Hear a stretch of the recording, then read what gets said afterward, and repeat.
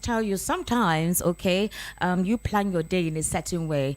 Unfortunately, there are some cropped up situations that occur that can be quite annoying, all right, but however we will just have to trudge on. Okay, there's what they call contingency plan. So I'm going to start off with the contingency plan because I was supposed to have the Accord Party governorship candidates for Lagos State, and of course the chairman and spokesperson of the Accord Party Lagos State. Apparently they're still on the way. They're not yet here. So in the course of the conversation, they will come on board. In the meantime, how are you this morning? On Issues in the News, we talk about issues on every segment of the Nigerian polity, from healthcare to power to infrastructure to aviation to economy, policy implementation, finance. Every sector that affects the Nigerian polity is basically what we talk about right here: oil and gas, energy. And I'm going to start off with this particular recent information that came on board. And I think it's something that always happens most times. It's an unfortunate occurrence, but then when it comes to governance in this part of the world, somehow it's almost like the administration do not respect the people or do not respect their compliance with certain things they do. So you wake up in the morning and you just put on your phone or you check on the newspaper stands and you read on the newspapers that something has been implemented by the federal government. Sometimes no prior notification, sometimes no communication whatsoever. And they say this is a new policy and this is how it's going to be. Not giving the people the opportunity to try and ask questions or give them time to adjust to the policy or to the plan you're putting in place.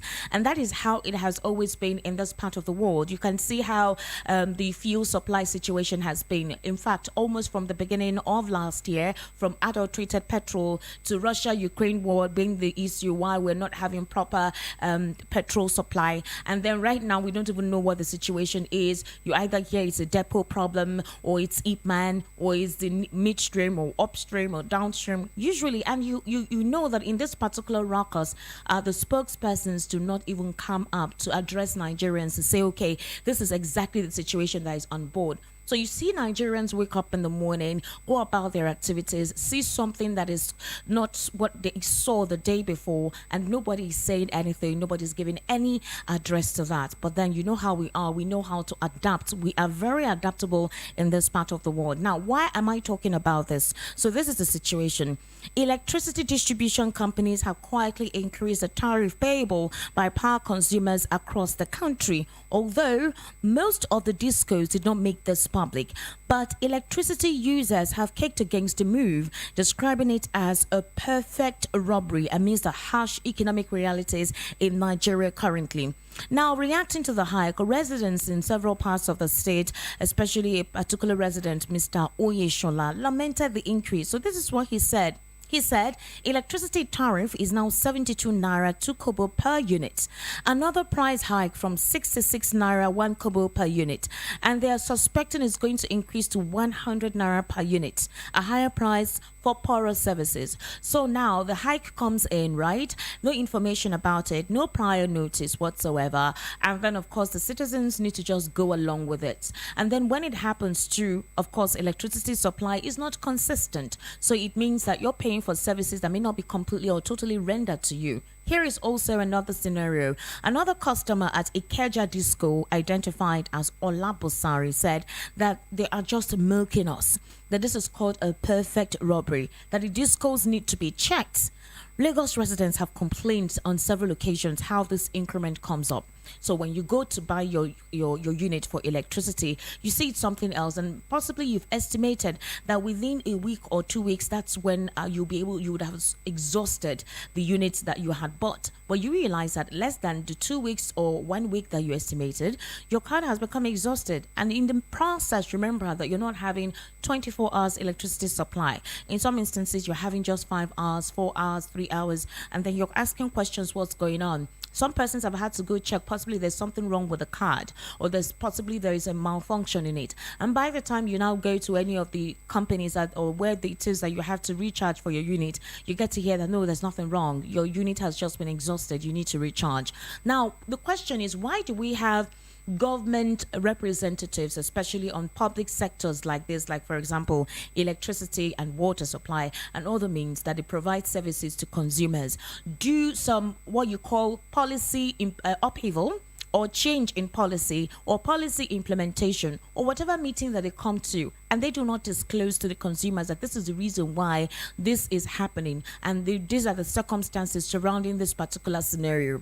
So I really need to understand why we're doing that. Remember, I told you that we bring up burning issues right here on Issues in the News. And that is one thing we need to understand about governance, administration. And now that the elections are on, about almost 53 days to the elections, these are what Nigerians should be asking presidential candidates, governorship candidates, councillorship members who are vying for several positions in the polity. How do you intend to address these issues and make sure that people are carried along in the process? Because it's the people that would definitely be affected by whatever measures or policy that you put in place. These are the unfortunate scenarios. So on certain circumstances, you have situations like this. You ask questions. How do we try to correct this anomaly? How do we try to put things in perspective? What recommendations do we give? And you see policy strategists, you hear economists give you strategies on how, or recommendations on how most of these anomalies can be resolved. But then you see it not being implemented or listened to or adhered to by government representatives. And that is how it has been in most parastatals in government. Okay, so basically that is one anomaly I felt we should talk about. So when you want to send us a message on the program, I would like to hear your purview. And if you have currently witnessed that, when you want to go recharge your electricity card, that's your unit, and then of course possibly you had already estimated that this is how your new unit is going to stay on. Unfortunately, your energy gets exhausted before the stipulated time you assumed it was going to stay. Fortunately, the guests I'm supposed to start off this program with have finally arrived. Hello and welcome to the program. Thank you so much. Good morning. Okay, so here is the situation right now. I have in the studio the governorship candidate of Accord Party.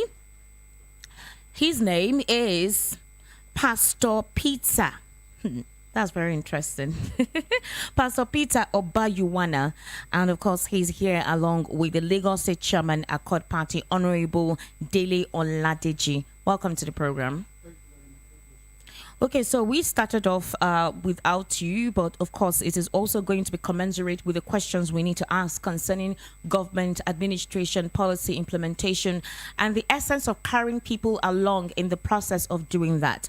But first off, I would like to tell you that we're currently streaming live on YouTube, so you can go on YouTube at the moment, type in Voice of the People 90.3 FM, and of course you can virtually be part of the conversation while you get to see the governorship candidate of Accord Party for Lagos State, and of course the chairperson for Accord Party right here in the studio. That's the Lagos State chairman for the Accord Party right here in the studio. So these are basically what we need to look at this morning concerning the conversation we intend to kick off with. And like I introduced to you earlier, there is a problem with administration in this part of the world. There is a problem with holding government officials accountable and for government officials being transparent with the people that they administer.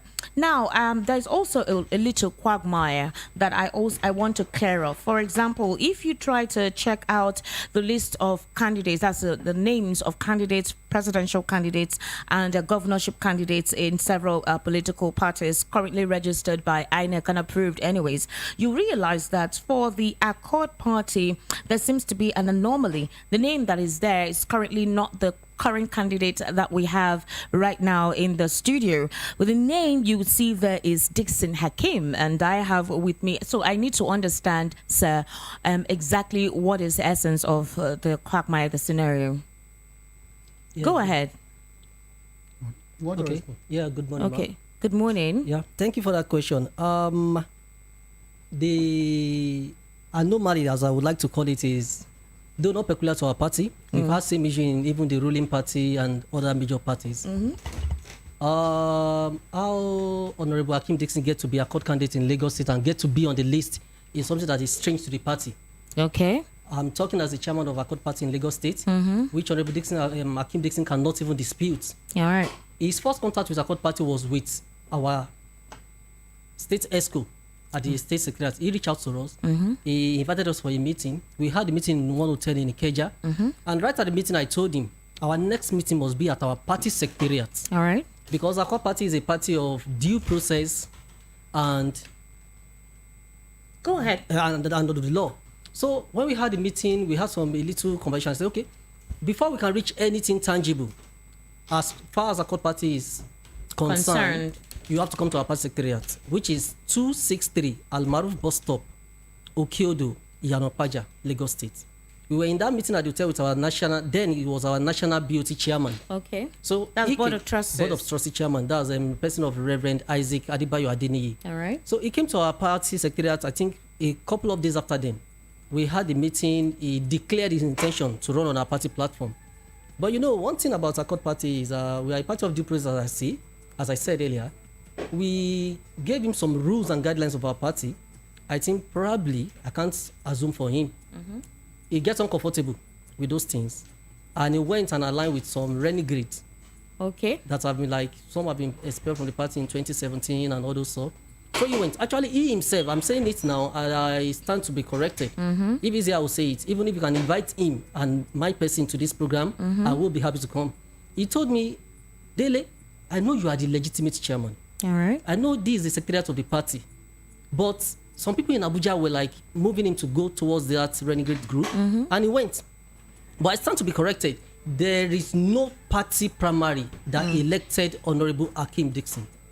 No party primary. So he just imposed himself. There was some compromise. And then he's in the list. Yes, there was some compromise at the national level of our party. It has been on for since January 17th because the executive that were in place before, their tenure expired January 17th. They were supposed to organize a national congress. They didn't. That was since December. We were fighting and they were pushing against it. When the push was so strong, they converted themselves to caretaker committee. But that is strange to our party constitution and electoral law because the man that was formerly our national chairman has spent beyond the stipulated 8 years maximum. Okay. So we went to court in February and we won our court case in May 23rd of this year. The suit number is in federal last year 2022. Oh yeah, 2022. We're in the new year now. So we won our case in May 23rd. They sort of say okay, they are not agreeable with the judgment, and then they went to court again, and we get another court order because they asked for a week to defend their stand and everything, but they tend to delay the court processes. By the time the court judge is about to give a judgment, they will change their lawyer and then we start afresh and everything. On September 1st, the judge gave an order and said the status quo should remain. What's the status quo? I've given you a copy of the court declaration. It says, according to the party constitution, that after the expiration of the executive arm of the party, which is 4 years, the board of trustee arm is 5 years. Yes. So at the failure of organizing a national congress, the party leadership and management gets to be handed over to the board of trustee. All right. And that was the judgment of the court on May 23rd. So the court gave a court order on September 1st that court order should stand, that the party should be administered by the board of trustee chairman, and that within 90 days it should organize a national congress and bring in a new national executive committee for the party nationwide. Okay. Has the 90 days been exhausted? Yes, even within the 90 days, we organized a special national convention. That was on October 29th in Abuja. In 2022. Exactly, 2022. So a new national executive are already in place. So the people that compromised the party then, that sworn in Honorable Akim Dixon as a candidate, are already been sacked by the court order because their tenure expired in January 17th. Or any action of their or that they took after then are null and void. But you do know now that the governorship elections is on March 11, 2023, and it's actually quite important for his name to be reflected as the official governorship candidate for Accord Party on the list of authenticated governorship or candidates of various political parties, and for Accord Party specifically. I think that should be done as soon as possible so that we can understand where your party intends to trudge towards to. Now, my next question is this. Before I properly introduce him, I need to understand what is going on with the Accord Party, because right now the campaigns are on. You're seeing aggressive measures by several political parties to evoke would I call it the will of the people towards voting for them now that elections are closed. I'm not seeing any strategic implementation of that from your party. That's number one. Number two, there have been a quite number of stakeholder meetings and delegations, town hall meetings as well, with either the press or youth organizations, NGO, labor members, and all of that. I don't know if there is anyone you've been able to put together since last year that the campaigns began, but that is one strategic way of reverberating the party and the members who are actually the aspirants of several political platforms within the party.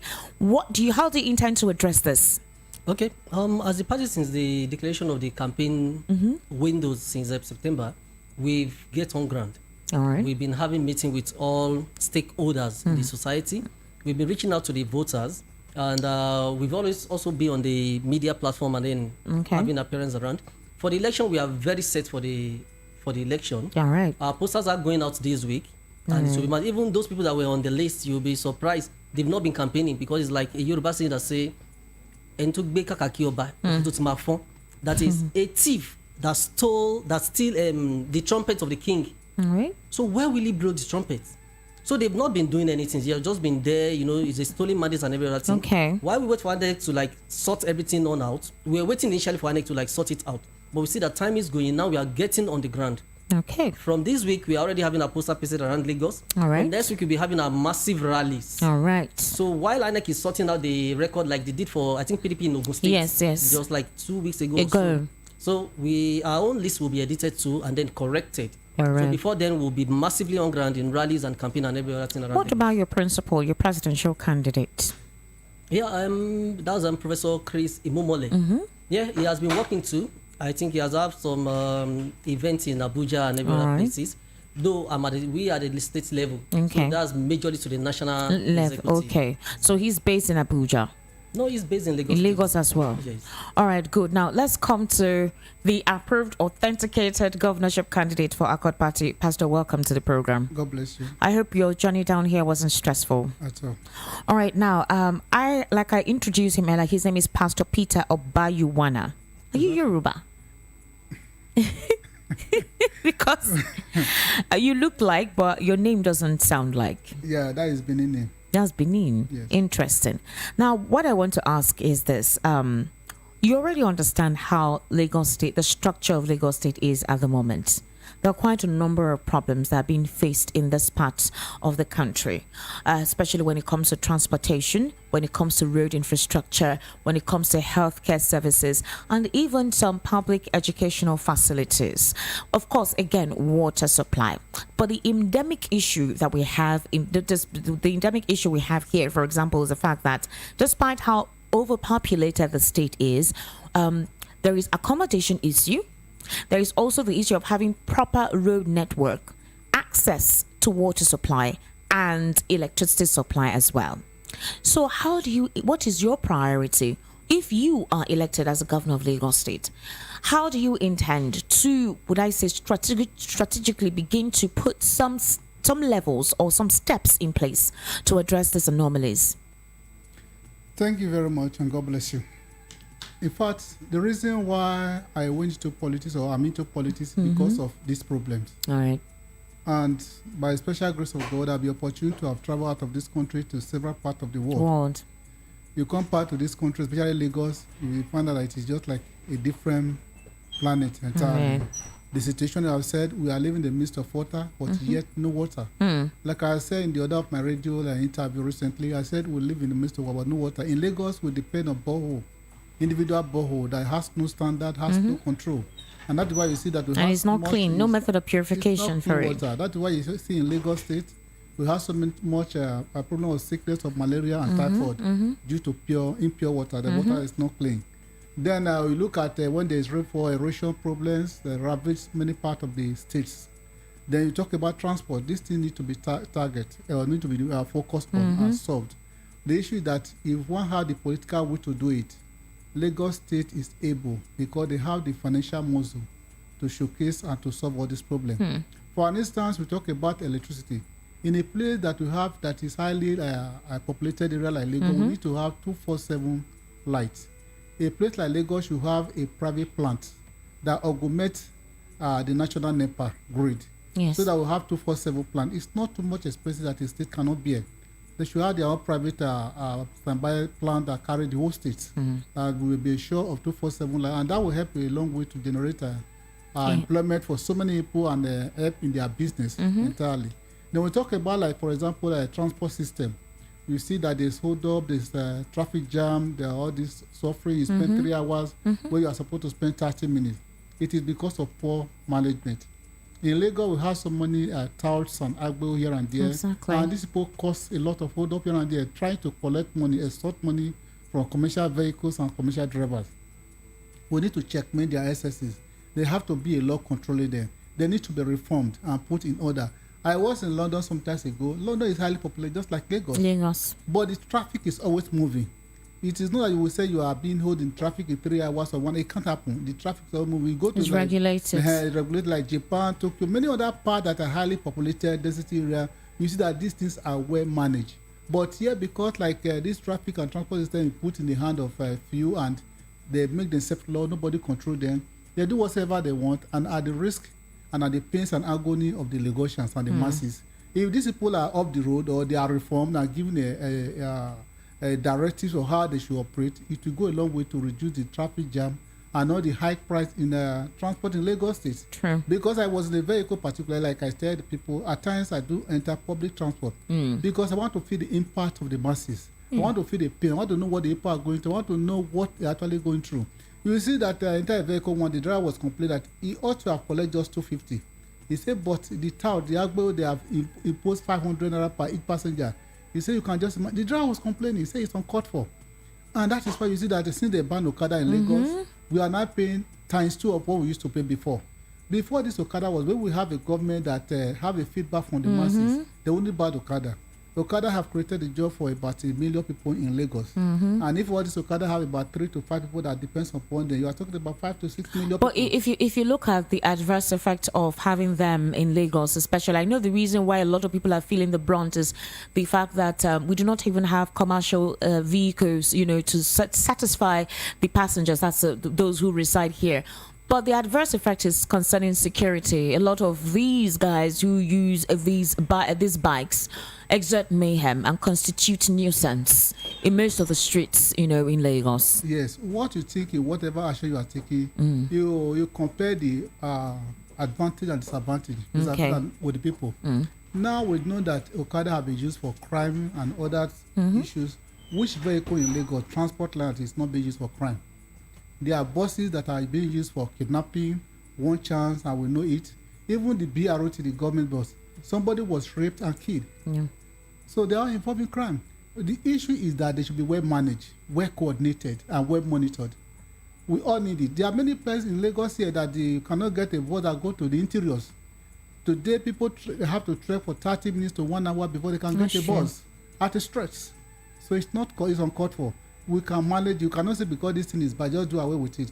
We say because a plane has a crash, then there will be no more airplane. It's not done. We should add what are the people feel, what are the impact. Since we banned the Okada, what are the impact? I've seen many people trekking this day to work, to and flow.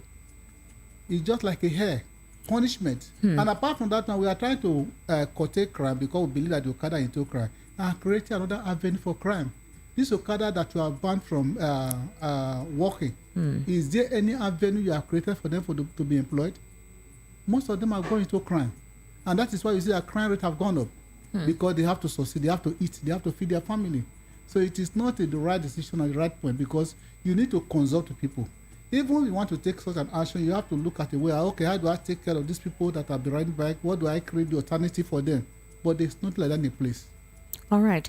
Another question I want to ask is concerning the healthcare system in Lagos State, especially the state institutions, the state health institutions.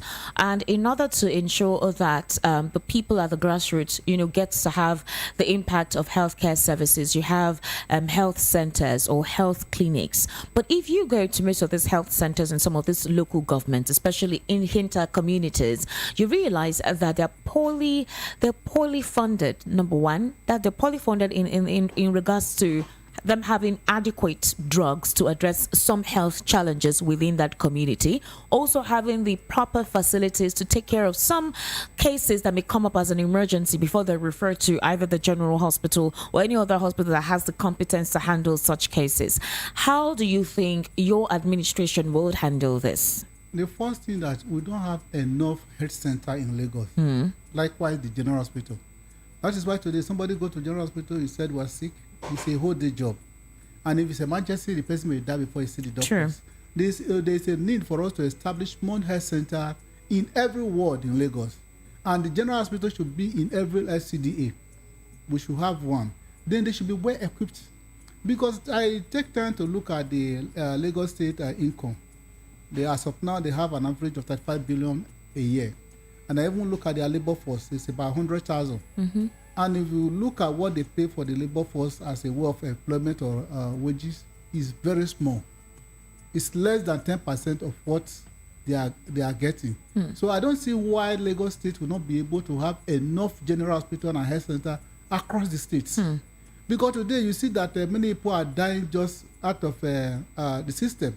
You see some pregnant women, they want to deliver, they will go to very local people to deliver. And most of them die in the process. Yes, traditional healthcare practitioners. Yes, God bless you. Because the health centers are not closer, the general hospital is not there. They are so far. Going there is just like another keg of palm wine. So this thing, we need to have enough general hospital and enough health center and well equipped. Because we go to abroad, I always imagine myself, if you go to abroad, you have an issue, you call a helpline, under 5 minutes, ambulance is there. As you are taking to the ambulance, they already drip into your body, a lot of things are set up. Why don't we have such in our nation or in our state? Is it that those people are well blessed than us? We have more resources in Nigeria or in Lagos State than most of all these states. It has to boil down on what? Proper management and transparency. That's what we talk about. We need a government that will be accountable to the voters. A transparent government. Okay. You can do it.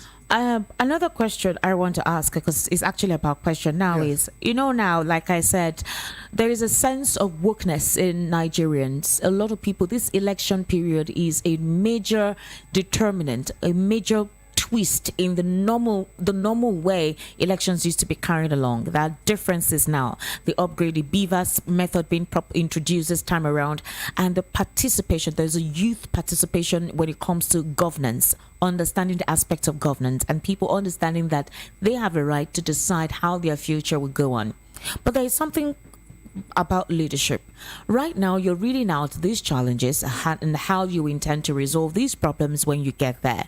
It's like there's something that happens when most of these political aspirants for several political positions get on board when they're eventually elected. It's like somebody completely erases whatever it is that they promised the people while they were campaigning, and they go there to do something else entirely. So just like how you're giving us the reality of how things are supposed to, because what is on ground now is, what you're saying is this is how it's supposed to be. And Nigerians know that this is basically what is supposed to be done. But when most of these officials get on board, it's like they take a back turn. They do something else entirely, and the people no longer understand who it is they elected. So, for you, what is your priority? What is the first thing in your manifesto that you would do that is different from the norm that we have been hearing, that Lagosians have been hearing? Thank you. You see, the problem we have, and that is why we at the masses need to wake up. Most of the politicians, they have their program, they want to do this, they want to do that, but when they get it, they become another thing. Why? Exactly. Because most of them are being financed and sponsored by Godfather. So the moment you get there, the man that finance you, the man that be your Godfather will be the one that to dictate for you. Your ideas and the things you want to do will be set aside. That is why a person like me, I don't have any Godfather. I know somebody called me one time, said, who is your Godfather? Who is financing you? I said, God himself is my Godfather, and I don't need to depend upon anybody. So if you go there with your free mind and you stand there, you will be able to decide for yourself. But in a situation where you have a Godfather that said, no, this is what I want, you cannot operate, you cannot do. At the end, you are jacketed, you are like cage. You are just there as a figurehead. That is what is happening in many states and the government official because of this Godfatherism. And it's a bad trend, and that thing needs to be stopped. So that's the first thing you're going to address when you get there? Yes, I don't. Okay. Me, I don't have godfather, and I don't want to have any. Okay. And I will not have any. All right. That takes time. Then I'm a man of my word. I always say that my word determines my value. If I say a thing, I will do. I will do. You do it. And the people that have known me while I was in service, and all the people, they always know. If Pastor Peter said this is what we do, that is what we do. I want to always be a man of my word will speak for me. I am not such person that is so much interested in money. You want to build castle in the air. You want to have the whole world. It is the greed that is the major problem in Africa's. How many American governor or president have visited come to Nigeria to buy a house? But virtually all the governors in Nigeria have house in London or United States. The house is not living. It's outright stupidity and foolishness. An average Americans or the other country, developed country of the world, they want to see their impact upon the masses, upon the people. My own ideology or my own belief that I want to touch life, and that's why I'm going to politics. I want to touch Lagosians' life. That I always say that if I become a governor of Lagos State, my administration will touch the whole Nigeria. In the sense that I believe that a state can go into agriculture, modern agriculture, that can take care of the food that Nigeria will eat, that will reduce the cost of buying food, and it will be able to create enough employment, and it will be able to also generate income.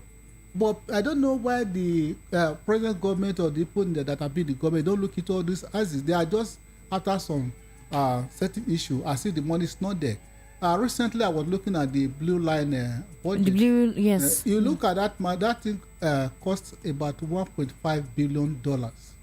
You convert that to Naira, it will take care of Lagosians workers for over 10 years with what they are paying. And good money. Like Lagosian now, the workforce, their money is so meager, and when you look at the cost of living in Lagos, that is why they are massively corrupt, because they fall back on the masses.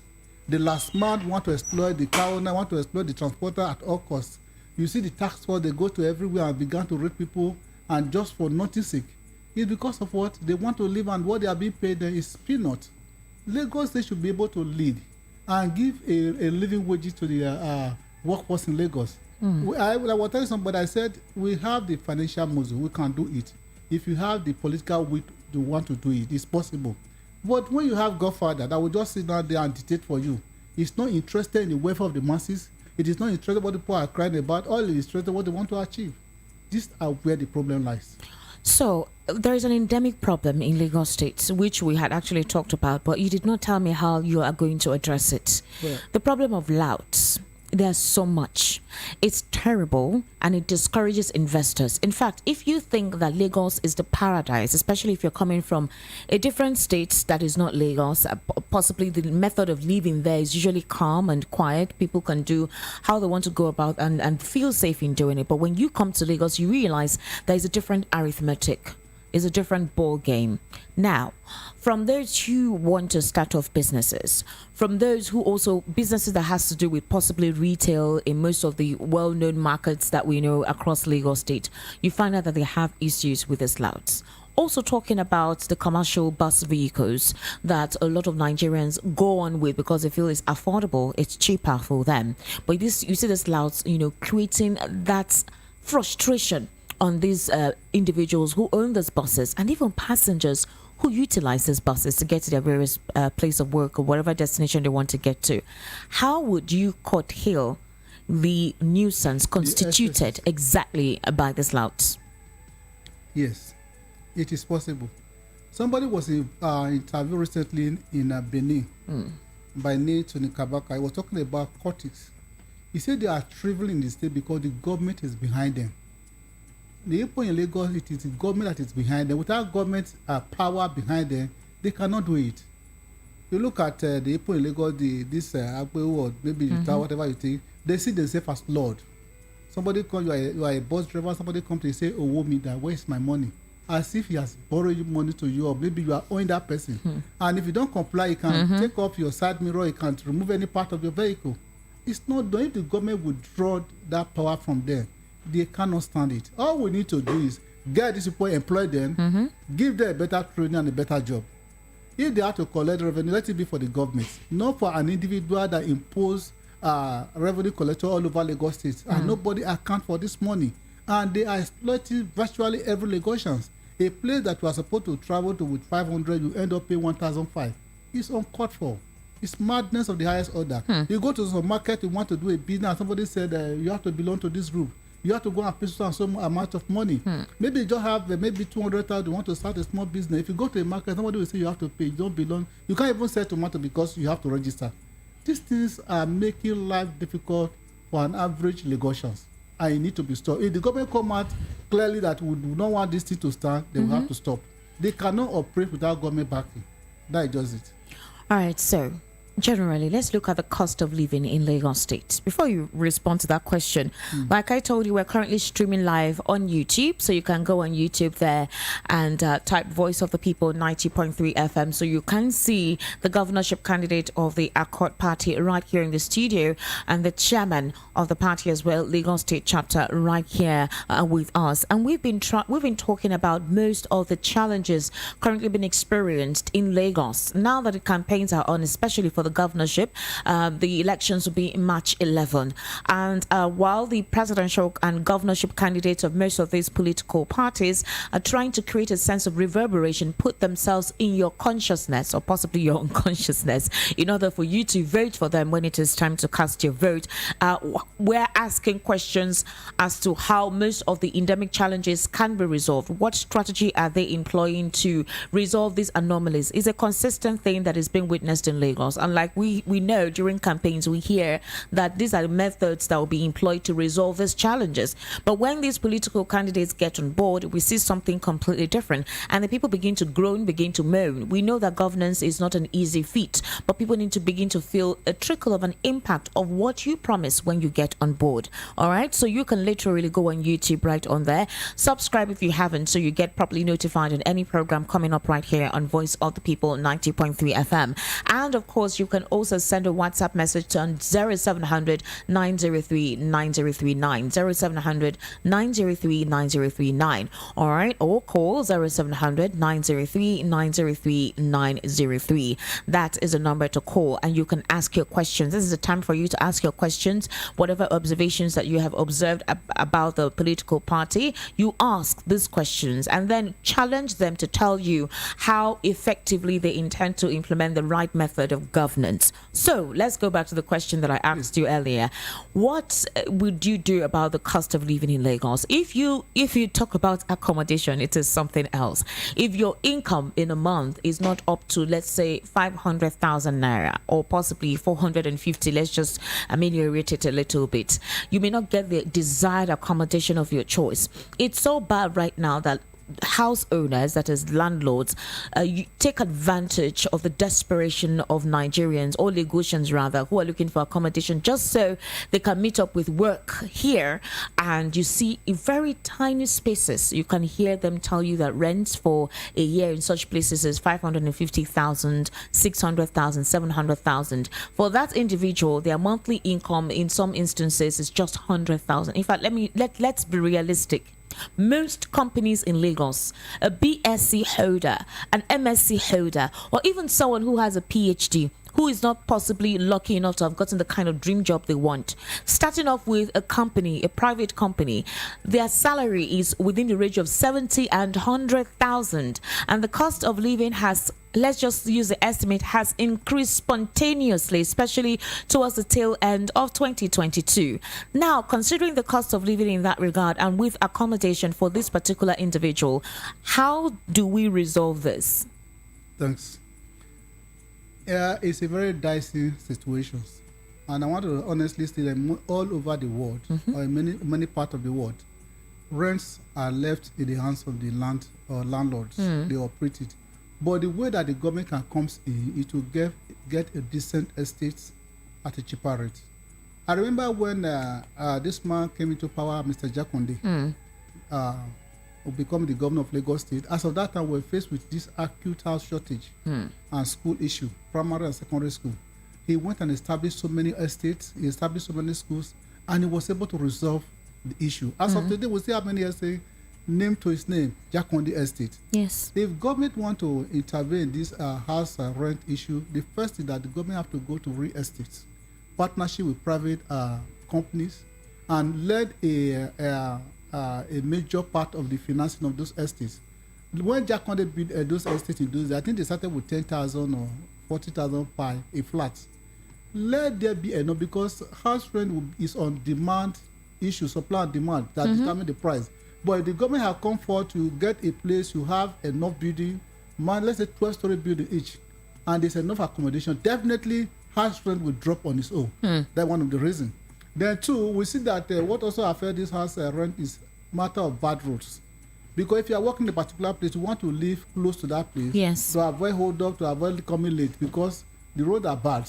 But if you have good road where people can move easily and there's no hold up, those things will also affect the house rate to drop down drastically.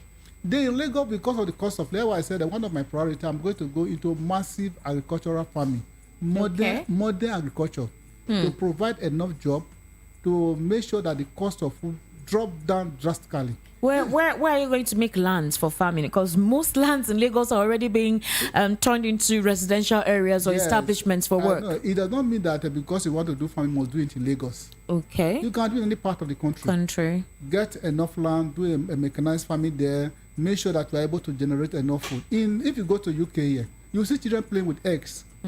But here now, one egg is about 100 naira. Even some other, they cannot even afford. Hold on. If you say that it doesn't necessarily have to be in Lagos, the idea is being the governor of Lagos, and this is how you intend to provide employment opportunities. So these persons will be drafted to the states where these lands are provided for them to farm. Yes, exactly. Okay. And also, you'll be able to say, okay, like rice, now use an example.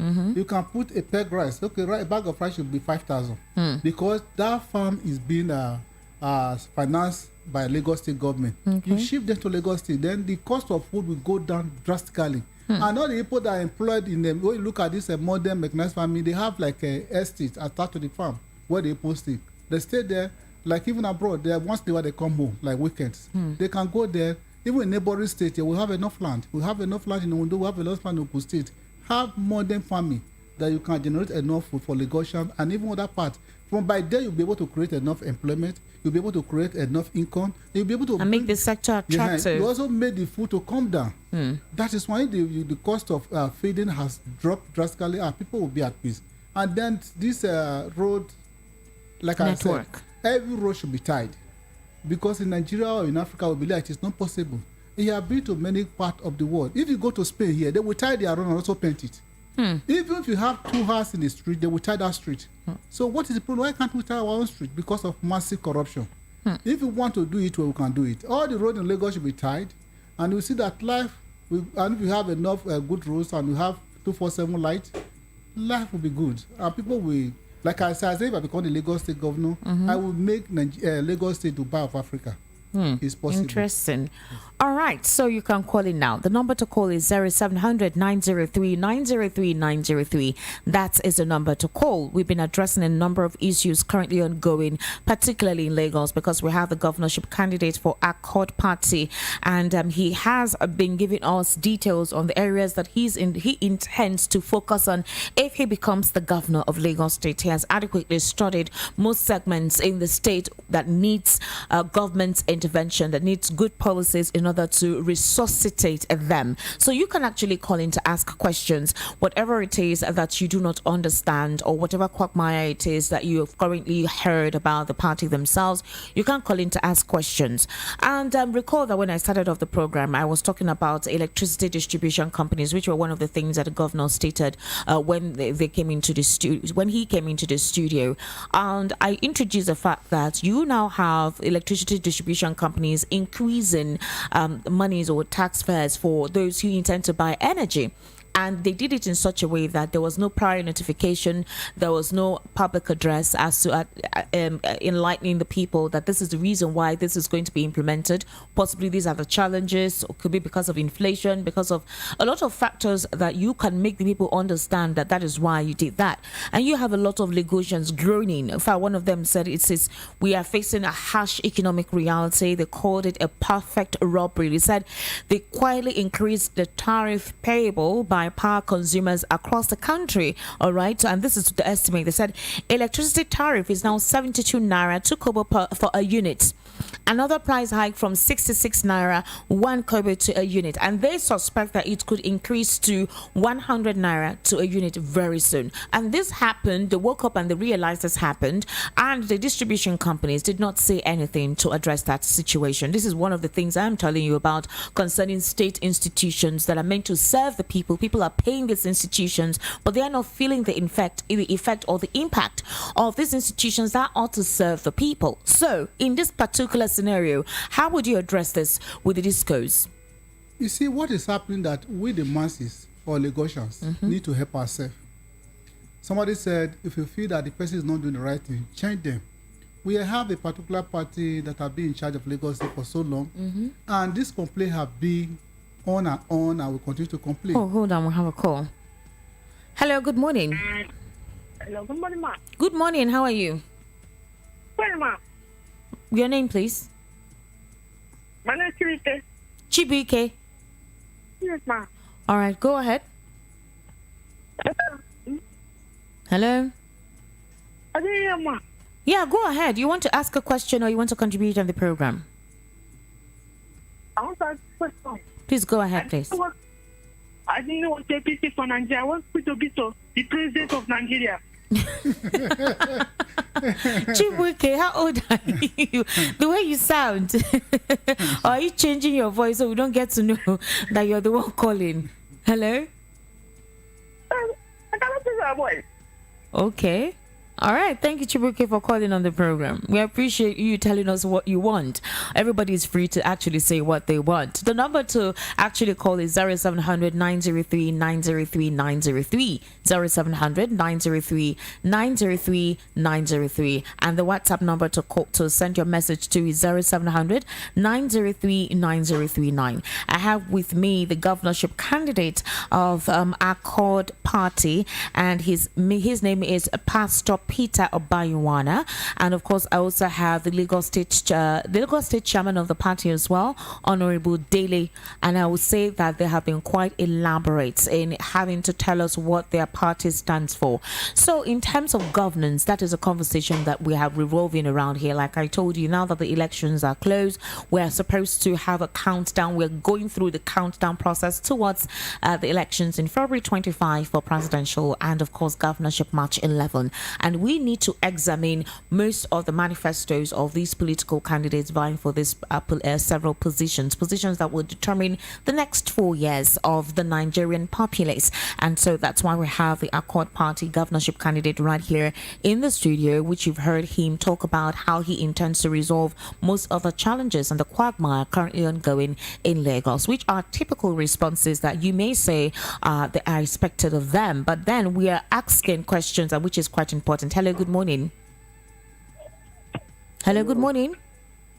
Good morning. My name is Uzo Engineer Samuel. Uzo Engineer Samuel. Welcome to the Yes. program. Is this your first time of calling in? No, All right, go ahead, please. I have a question for your guest. All right, go ahead. My question is, are we not tired of socialist government? Okay. Why don't we focus on capitalist government? All right. It is very, very important. Okay. And again, ask your guest, how much did he know about his creator? Because for a good leader, you must have the positive spirit. And that spirit is the knowledge of God. Without that, you will Okay. continue Thank to you very rule much. your flesh Thank with you. physical things. All right. Thank you very much. I didn't get. I think he's talking about why don't we consider a socialist method of governance rather than why don't we consider socialism or rather capitalism rather than socialism? That's basically what he's saying. The other question, I think, is a personal thing. So let's go ahead with that response. We're already in a capitalist system of government because everything in Nigeria focus on money. Yes. So that one is already there. Established. It's already established. I think like what we were saying before, the cost of living and all that is happening. Hello, good morning. Apologies. Hello? Good morning. Good morning, ma'am. Yeah, good morning. Name and location, please. How is you? Hello. Hello, how is you? I am fine. Happy New Year. Same to you. Happy New Year. I can hear you. Same to you. What's your name and where are you calling from? My name is Steven. I'm coming from Anambra State. You're calling from Anambra State. Yes. All right, Stephen. That means you're following us online. Please go ahead. What's your question or what do you have to contribute on the program this morning? I want to explain that this fighting they are fighting in our Anambra State is too much. Okay. So I'm telling God to explore all these people. Explore them or expose them. Hello, I can hear you. You said explore, expose. Which is it? So I'm telling God to explore all these people where they fight for Anambra State.